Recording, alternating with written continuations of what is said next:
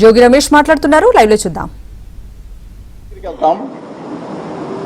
యోగా హోమాలు చేస్తాం, అన్నిట్లో నా భార్య పాల్గొంటుంది అంటే ఎక్కడైనా ఫలానది చేయకూడదని చెప్పేసి మన రాజ్యాంగంలో ఉందా అని చెప్పి అడుగుతా ఉన్నా. అంటే నేను ఎవరిని కించపరిచి అంటే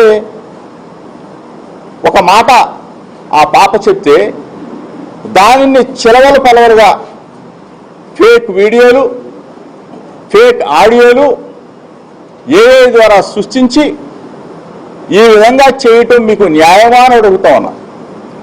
మానసిక క్షోభకు గురి చేసి వ్యాపారం చేసి ఆ వ్యాపారంతో అన్నం తినటం మీకు ధర్మమా అని అడుగుతా ఉన్నా.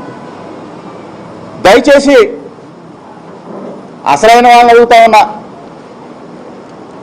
ఐటీడీపీ ఇన్ఫర్మేషన్ టీడీపీ ఏవయ్యా ఇన్ఫర్మేషన్?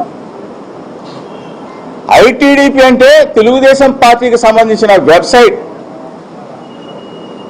దానికి సంబంధించిన జాతీయ అధ్యక్షుడు చంద్రబాబు నాయుడు గారిని అడుగుతా ఉన్నా. దానికి సంబంధించిన వర్కింగ్ ప్రెసిడెంట్ నారా లోకేష్ని అడుగుతా ఉన్నా. ఏమయ్యా మీకు న్యాయమేనా? మీకు ధర్మమేనా?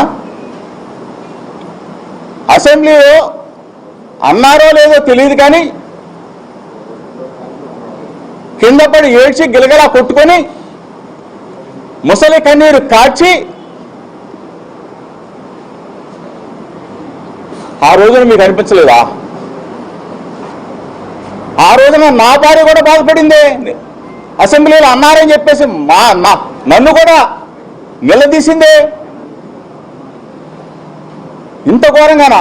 ఐటీడీపీ మీ చెప్పు చేతల్లో ఉన్న ఐటీడీపీ చంద్రబాబు నాయుడు గారు, లోకేష్ సమాధానం చెప్పాలా? నెల రోజులు వ్యాపారం చేసేసరే, నెల రోజుల పాటు ఏ వీడియోలు సృష్టించారే, నెల రోజుల పాటు మా కుటుంబాన్ని మానసికంగా క్షోభకు గురి చేశారే. ఇది న్యాయమా? ఇది అంటే మీ కుటుంబాలేమో కుటుంబాలా? మా కుటుంబాలు కావా చంద్రబాబు నాయుడు గారు? నిన్నంటేనేమో అన్నారో లేదో తెలియదు గిలగలా కొట్టుకొని ఏడ్చి బయటకు వచ్చావే. మేము దయచేసి అడుగుతా ఉన్నా, ఐటీడీపీ ద్వారా వ్యాపారం చేశారే, ఐటీడీపీ ద్వారా తెలుగుదేశం పార్టీ ద్వారా కొన్ని ఛానల్స్ని హైర్ చేసుకున్నావే. హైర్ చేసుకొని నెల రోజుల పాటు పీఆర్పీ రేట్లు పెంచుకొని నా కుటుంబం మీద వ్యక్తిగతంగా వ్యాపారం చేసి అన్నం తింటున్న దుర్మార్గులను అడుగుతా ఉన్నా. రాజకీయంగా ఎదుర్కో, రాజకీయంగా రా. 2 సంవత్సరాల 3 నెలల పాటు నువ్వు అధికారంలోకి వస్తే, మొట్టమొదటి నువ్వు అధికారంలోకి వచ్చిన తర్వాత 2 నెలలకే నా కుమారుడు రాజీవ్ని అరెస్టు చేయించావే, జైల్లో పెట్టించావే. అయినా దడవలా.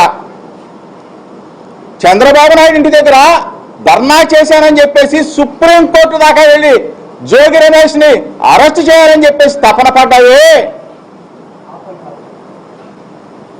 అయినా దడవలా. కల్తీ కేసు సృష్టించి 83 రోజుల పాటు నన్ను నా తమ్ముడు రాముని జైల్లో నిర్బంధించావే, 3 జైలు తిప్పావే. అయినా దడవలా. జైలు నుంచి బయటకు వచ్చా, మరలా ప్రజా సమస్యల మీద చంద్రబాబు నాయుడు ఇంటికి వస్తానని చెప్పా, దడవల. కానీ జోగి రమేష్ గొంతు నొక్కాలా? జోగి రమేష్ గొంతు నొక్కినా, పేక పిసికినా ఈ గొంతు ఆగదని చెప్పేసి చంద్రబాబు నాయుడికి, లోకేష్కి ఇద్దరికి చెప్తా ఉన్నా.